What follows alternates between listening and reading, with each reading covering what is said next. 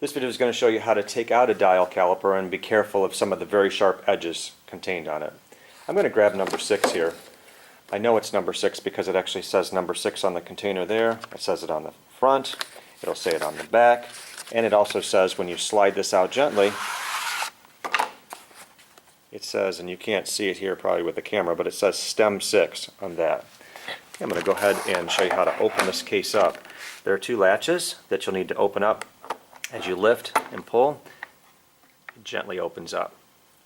I'm going to set this off to the side and pull out with my thumb and finger and set that on the table.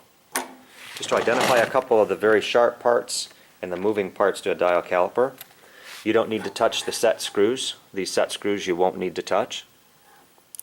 This is how you open and close it. And when you close it, it should be zeroed out. That means it should be at 0. If you don't see it at 0, see Mr. Chlebek. The really sharp part to the dial caliper is right here. We won't be using that, touching that with our fingers. We'll be using that when we're doing some of the measuring. That's in a separate video. When I'm all set, I'm going to place this back into the container. Right onto the foam. I'm doing this very slowly. I'm going to close it. You'll hear it click. And then I'll slide this gently into the box so that the box can be reusable for years.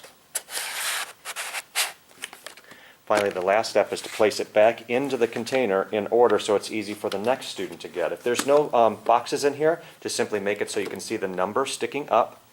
And this one happens to be number 6, so I'm going to put it towards the middle. If there are a bunch of them missing, just set them as best you can in here, and then as more and more students put their dial calipers into the box, they're going to start numbering them and making sure they go in order from 1 all the way up to 15.